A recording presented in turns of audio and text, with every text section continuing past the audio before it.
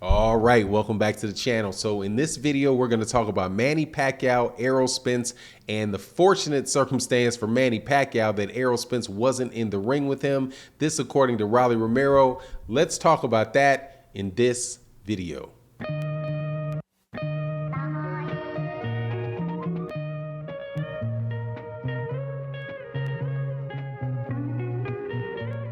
All right, welcome back to the channel. Before I get into the subject matter of the video though, please make sure to subscribe to the channel if you're not already subscribed.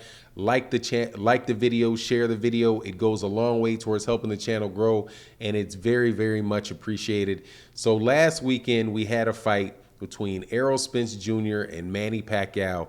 A very, very good fight, solid fight. I said Errol Spence Jr. I hope I said Yordenis Ugas, excuse me, Yordenis Ugas and Manny Pacquiao. And it was a very solid fight for Yordenis Ugas, but it was pretty much a one-sided beatdown of Manny Pacquiao, in which Manny Pacquiao looked as if he was 42, all of 42 years old. Yordenis Ugas came with a game plan ready, set for Manny Pacquiao, and he executed it to the T. It consisted of looping right hands around his guard, and then he would switch it up to a straight right hand, body attacks. His defense was on point. He could see everything that Manny Pacquiao tried to do, react to it instantaneously, and pretty much just stayed ahead of Manny Pacquiao through the entire fight. You know, just a masterful job on the part of Yordenis Ugas. However, Yordenis Ugas was definitely aided, and I'm going to continue to repeat this, definitely aided by the fact that Manny Pacquiao looked like his reflexes, like his legs were stuck in, stuck in quicksand. His hand speed was too slow. His arm reach, with his lack of foot movement, his arm reach, and lack of size really came into play. And just all around, he just didn't look up to the task against Yordenis Ugas. Pretty much from the third round on, if you're looking at the fight closely enough and not paying attention to what the media was saying in the middle of it, you could tell that fight was pretty much over and that there was nothing else Manny Pacquiao was going to do. The only question was Manny Pacquiao going to get lucky? Right now, I say that if you were closely paying attention, because if you would have been listening to the commentary, that was on there, the Showtime, the pay-per-view commentary, you might have got a completely different sense about who was winning the fight, because the Larry Hazard, the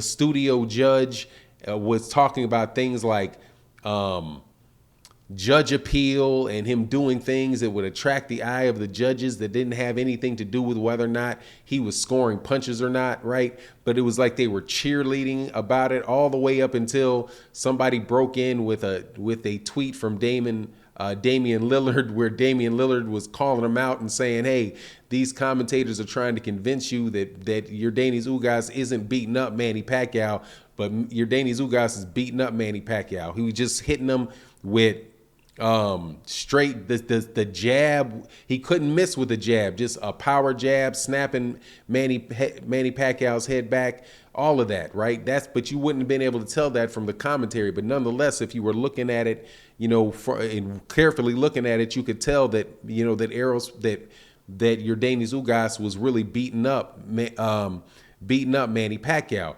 which brings around to the point that Manny Pacquiao, there was a lot of rumors about Errol Spence Jr.'s injury, his eye injury, and how, Errol Spence Jr.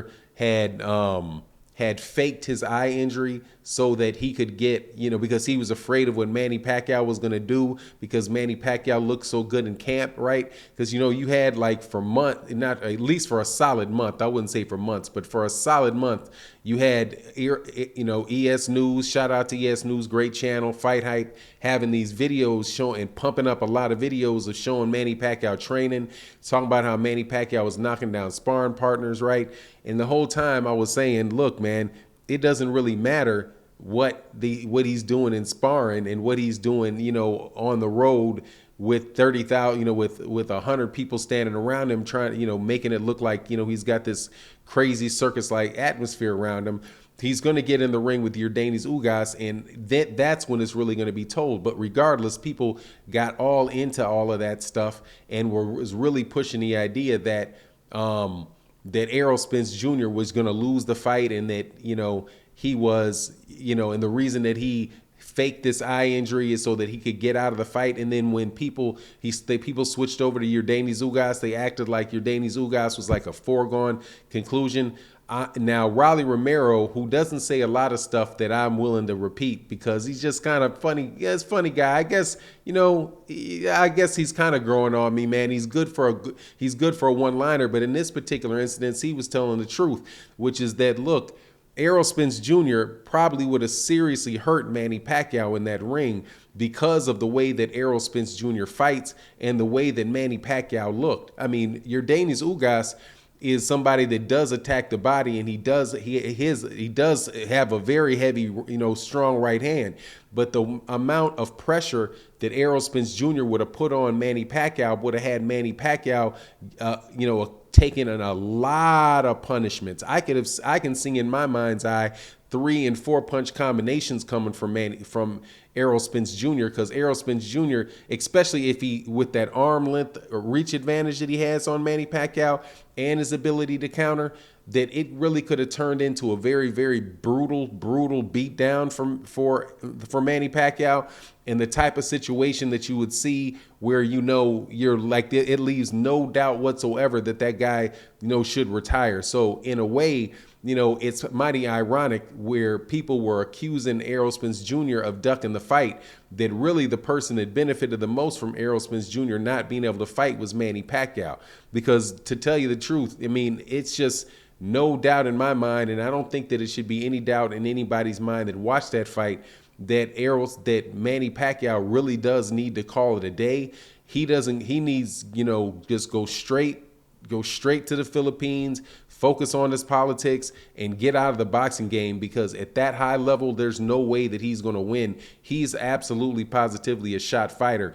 And Yordenis Ugas, I think, was showing some amount of restraint in that fight. But if you push that another year, like say Manny Pacquiao takes off another year and tries to come back after that, I mean, then I think you're getting into the territory where we could be talking about people really causing, serious problems to them, for themselves, leading after their retirement from boxing.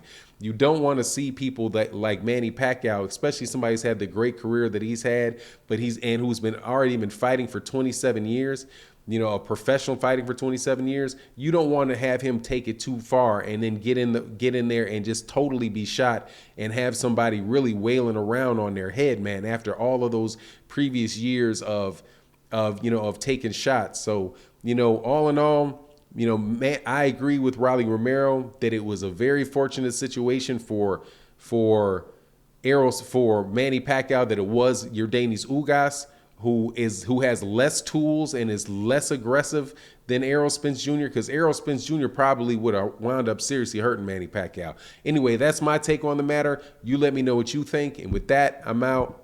Peace.